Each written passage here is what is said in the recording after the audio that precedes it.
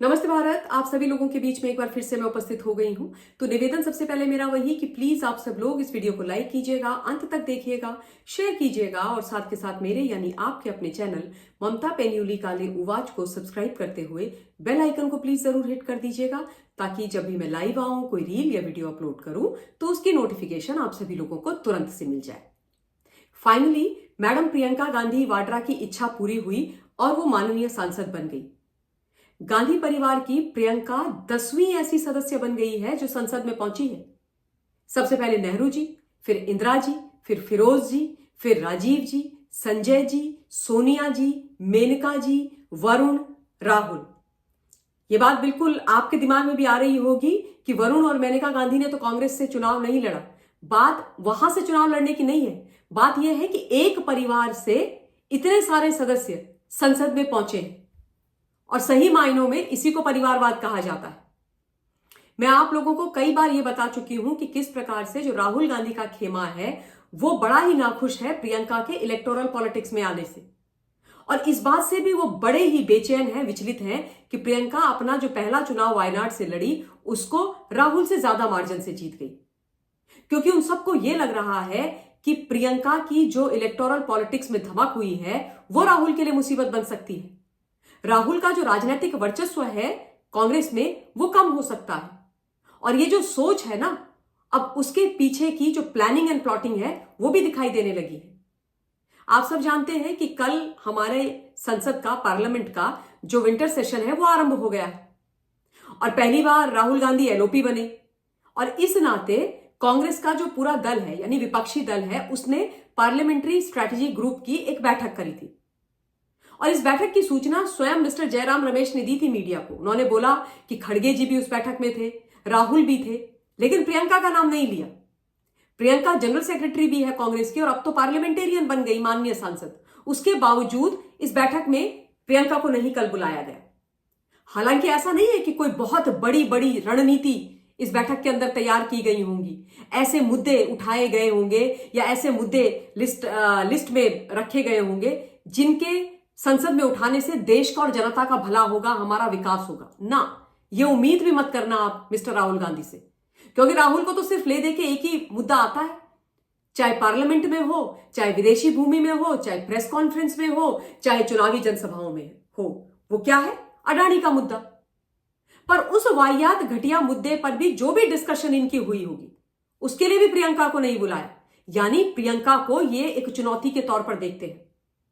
और ये सोच केवल राहुल के खेमे की नहीं है, ये सोनिया गांधी जी की भी रही है, और इसीलिए मैडम सोनिया गांधी ने अपने बेटे को तो पहला चुनाव 2004 में लड़वा दिया था, बेटी को 2024 में लड़वाया। और ये विषय मैं तथ्यों के साथ आपके बीच में हमेशा रखती रहूंगी, ताकि सोनिया गांधी जी की जो हिपोक्रेसी है, जो महिला विरोधी सोच और चेहरा है, वो मैं एक महिला होने के नाते आपके बीच में रख सकूं। बड़ी बड़ी बातें करते हैं ना ये लोग, हम महिलाओं का सशक्तिकरण करेंगे, महिलाओं के लिए ये करेंगे, महिलाओं के लिए बस फ्री करेंगे, महिलाओं को 1500 रुपए देंगे। अरे ये 1500 रुपए देके और बस फ्री करके महिलाओं का सशक्तिकरण नहीं होता है।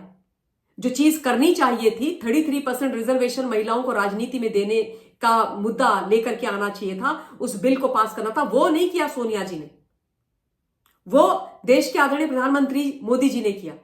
क्योंकि सोच ही नहीं है, जब अपने घर की बेटी को आप न्याय नहीं दे पा रहे हो, उसको दबा करके रख रहे हो, आपकी वो जो पुरुष प्रधान सोच वाली जो सोच है वो है, तो आप देश की महिलाओं के लिए क्या करोगे भाई? स्वयं जो विदेश से आई है सोनिया गांधी जी, अपने लिए उन्होंने सब कुछ किया कांग्रेस पार्टी के अंदर, मैं और मेरा बेटा, यानी माता जी ने अपने को और अपने बेटे को तो हमेशा टॉप प्रायोरिटी पर रखा, पर बेटी को एकदम साइड में, कोने में। महिला विरोधी सोच है ये, पूरी महिला विरोधी सोच है। राहुल ने अपना पहला चुनाव अमेठी से 2004 में लड़ा, फिर दूसरा 2009 में लड़ा, तीसरा 2014 में लड़ा, फिर चौथा 2019 में लड़ा और अब पांचवा 2024 में लड़ा।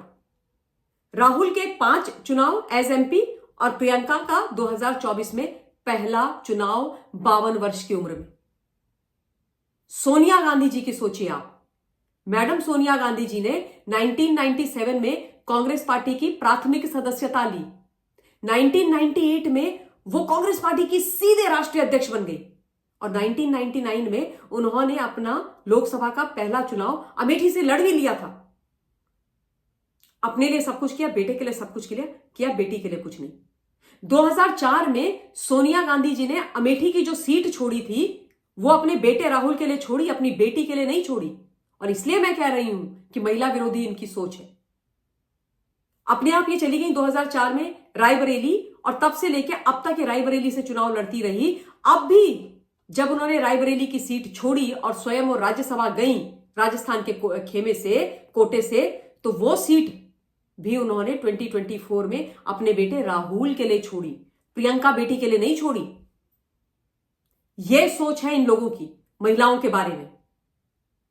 प्रियंका के साथ ये क्या करते हैं क्या नहीं करते मैं उस पर नहीं जा रही हूं, वो मेरा विषय नहीं है। मेरा विषय बड़ा है, लार्जर पिक्चर मैं आपको दिखा रही हूं प्रियंका के माध्यम से कि कैसी महिला विरोधी इन लोगों की सोच है।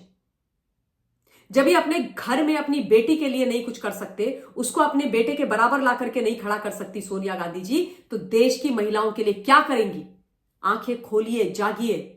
जो भी ये महिला सशक्तिकरण जैसे शब्द आप लोगों को सुनाते हैं ना चुनाव के दौरान, वो केवल भारत की आधी आबादी का वोट छीनने के लिए, उस वोट बैंक पर डाका डालने के लिए होता है। अब आप में से कई लोग सोचेंगे कि फाइनली चलो लड़ा तो दिया ना वायनाड से, राहुल ने कर तो दी ना सीट खाली। सीट खाली की नहीं है, उनकी मजबूरी थी। एहसान नहीं किया है प्रियंका पे। 2024 का चुनाव भाई साहब 2 जगह से लड़े थे, रायबरेली से और वायनाड से। 2019 में भी 2 जगह से लड़े थे, अमेठी से और वायनाड से। लेकिन अमेठी से हार गए तो वायनाड के सांसद इनको मजबूरी में रहना पड़ा। लेकिन इस बार दोनों जगह से जीत गए, तो फिर नियम के अनुसार एक जगह की सीट छोड़नी थी, तो रायबरेली की रिटेन करी। मां की सीट है एक, वो सोच करके, दूसरा कि भाई नॉर्थ इंडिया में अपना वर्चस्व बनाएंगे, यूपी में अपनी राजनीति साधेंगे, क्योंकि सुपड़ा साफ हो रहा है, नीलवटा सन्नाटा हो रखा है। तो ये सोच करके राहुल ने रायबरेली की सीट को रिटेन किया। वायनाड की इन्होंने गिव अप करी, और जब गिव अप करी तो मजबूरी में इन्होंने अपनी बहन को दी, क्योंकि अब भी नहीं देते तो भैया विद्रोह कर देती प्रियंका। कोई भरोसा नहीं था प्रियंका ही आकर के भारतीय जनता पार्टी ज्वाइन कर लेती, क्योंकि प्रियंका ये जो राज्यसभा से हिमाचल से अपने लिए सीट मांग रही थी, वो चाहती थी कि हिमाचल से राज्यसभा भेजे प्रियंका को सोनिया गांधी जी, लेकिन भेजा नहीं गया था। अभिषेक मनु सिंघवी जी को वहां से चुनाव लड़ाया था, हार गए वो। तो अब भी अगर ये वायनाड से नहीं देते सीट खाली करने के बाद भी प्रियंका को, तो फिर तो विद्रोह होता साहब। और इसीलिए मैं लगातार बोलती रही हूं कि प्रियंका को वायनाड की सीट अपने भाई से उतरन के तौर पर मिली है। इस बार तो देना था, मजबूरी थी तो दे दी, वरना आपको खबरें सुनने को मिलती कि चूंकि राहुल ने वायनाड से किसी और को अपनी जगह चुनाव लड़ाया, बाई इलेक्शन, अपनी बहन प्रियंका को सीट नहीं दी, इसलिए प्रियंका भारतीय जनता पार्टी में चली गई और इसलिए यही डर से विद्रोह के सीट दे दी गई। कोई महिला सशक्तिकरण और अपनी बहन के लिए कुछ करने वाली सोच से नहीं, क्योंकि अगर वो सोच होती तो 2004 में नहीं तो 2009 में चुनाव लड़वा देते भाई, कभी तो लड़वाते। इस बारी जो मेन इलेक्शन था लोकसभा का, उसमें राहुल रायबरेली से लड़ लेता, प्रियंका वायनाड से लड़ लेती। पर बेटे को पहले सेव करना है, बेटे का करियर एकदम सीमेंट करना है, उसके बाद बेटी को मिल जाएगा कुछ ना कुछ खैरात में, है ना। लॉन्च रिलॉन्च करते रहो, राहुल बाबा का कुछ हो तो रहा नहीं है। पर माता जी का पुत्र मोह इतना भयंकर है कि भाई उस चक्कर में बेटी के साथ अन्याय, यानी महिला के साथ अन्याय हो तो हो। तो ये एक बहुत महत्वपूर्ण ज्वलंत विषय था जो तथ्यों के साथ मुझे आप लोगों के बीच में रखना था, मैंने रखा है। अभी इस वीडियो के लिए इतना ही। बहुत बहुत धन्यवाद। जय हिंद।